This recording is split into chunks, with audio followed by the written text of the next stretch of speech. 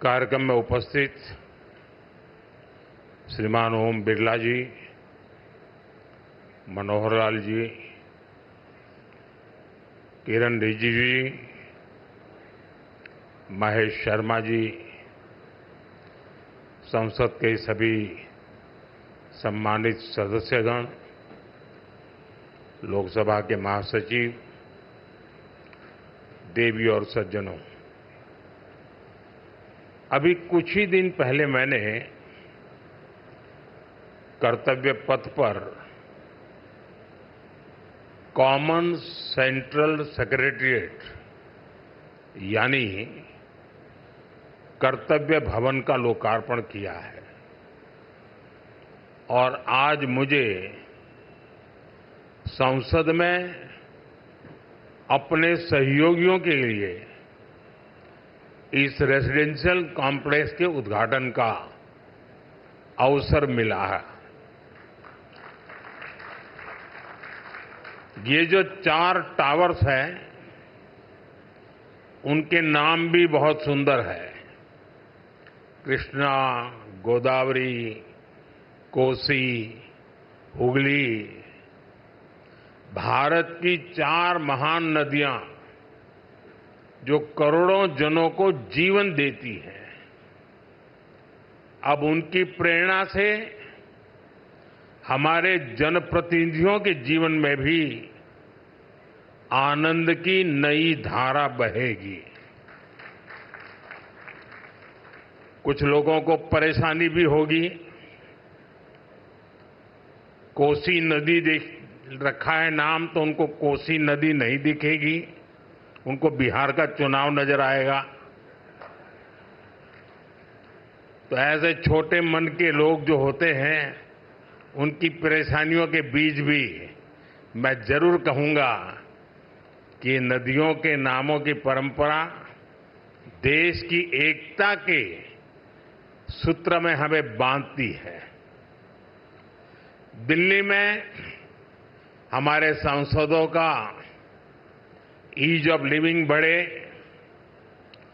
हमारे सांसदों के लिए दिल्ली में उपलब्ध सरकारी घर की संख्या अब और ज्यादा हो जाएगी। मैं सभी सांसदों को बधाई देता हूं। मेन फ्लैट्स के निर्माण से जुड़े सभी इंजीनियर्स और श्रमिक साथियों का भी अभिनंदन करता हूं, जिन्होंने मेहनत और लगन से ये काम पूरा किया है। साथियों, हमारे सांसद साथी जिस नए आवास में प्रवेश करेंगे, अभी मुझे उसका एक सैंपल फ्लैट देखने का मौका मिला। मुझे पुराने सांसद आवासों को देखने का भी मौका मिलता ही रहा है। पुराने आवास जिस तरह बदहाली का शिकार होते थे, सांसदों को जिस तरह आए दिन परेशानियों का सामना करना पड़ता था, नए आवासों में गृह प्रवेश के बाद उससे मुक्ति मिलेगी। सांसद साथी अपनी समस्याओं से मुक्त रहेंगे तो वो अपना समय और अपनी ऊर्जा और बेहतर तरीके से जनता की समस्याओं के समाधान में लगा पाएंगे। साथियों, आप सभी जानते हैं, दिल्ली में पहली बार जीत कर आए सांसदों को घर अलॉट करवाने में कितनी कठिनाई आती थी। नए भवनों से ये परेशानी भी दूर होगी। एक मल्टी स्टोरी बिल्डिंग्स में 180 से ज्यादा सांसद एक साथ रहेंगे। साथ ही इन नए आवासों का एक बड़ा आर्थिक पक्ष भी है। अभी कर्तव्य भवन के लोकार्पण पर ही मैंने बताया था, अनेक मंत्रालय जिन किराए की बिल्डिंग में चल रहे थे, उनका किराया ही करीब 1,500 करोड़ रुपए साल भर होता था। ये देश के पैसे की सीधी बर्बादी थी। इसी तरह पर्याप्त सांसद आवास न होने की वजह से भी सरकारी खर्च बढ़ता था। आप कल्पना कर सकते हैं, सांसद आवास की कमी होने के बावजूद 2004 से लेकर 2014 तक लोकसभा सांसदों के लिए एक भी नए आवास का निर्माण नहीं हुआ था। इसलिए 2014 के बाद हमने इस काम को एक अभियान की तरह लिया।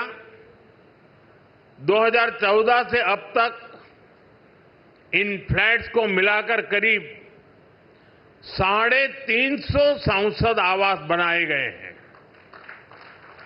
यानी एक बार ये आवास बन गए तब जनता का भी पैसा बच रहा है।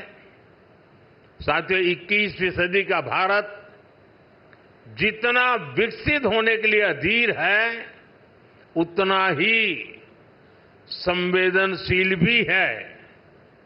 आज देश कर्तव्य पथ और कर्तव्य भवन का निर्माण करता है तो करोड़ों देशवासियों तक पाइप से पानी पहुंचाने का अपना कर्तव्य भी निभाता है।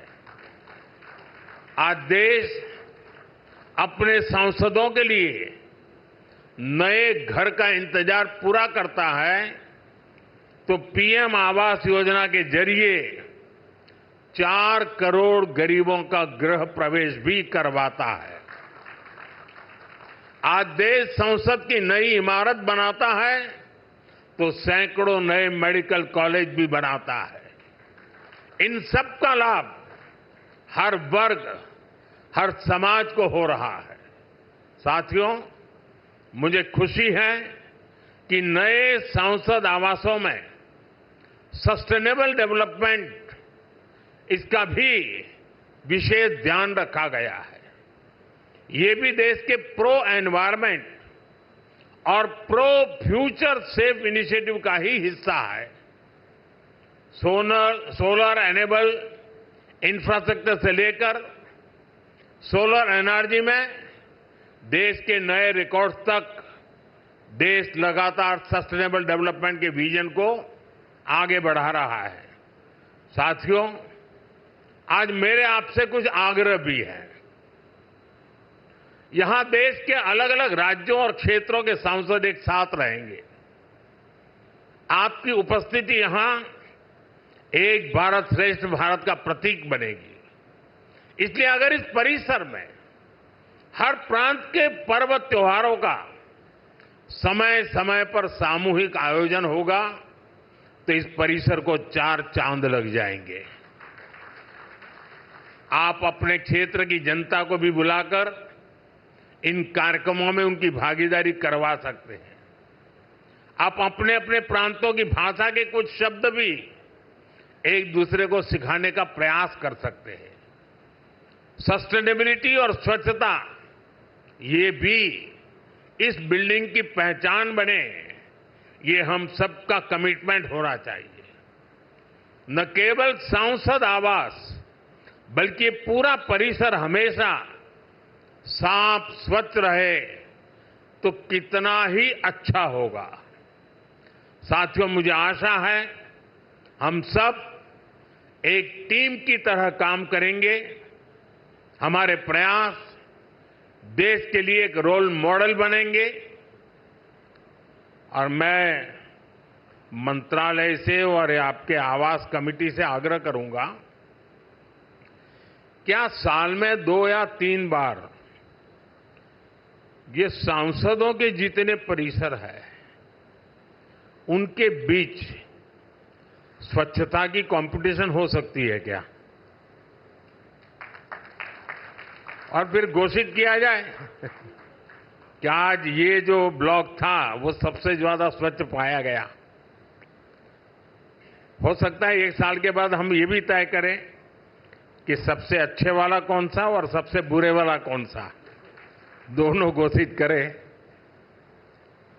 साथियों, मैं जब ये नवनिर्मित फ्लैट देखने गया तो मैं जब अंदर प्रवेश किया तो पहला मेरा कमेंट था, इतना ही है क्या? तो उन्होंने कहा, नहीं साहब, ये तो शुरुआत है, अभी अंदर चलो आप। मैं हैरान था जी, मुझे नहीं लगता कि सारे कमरे आप भर पाएंगे।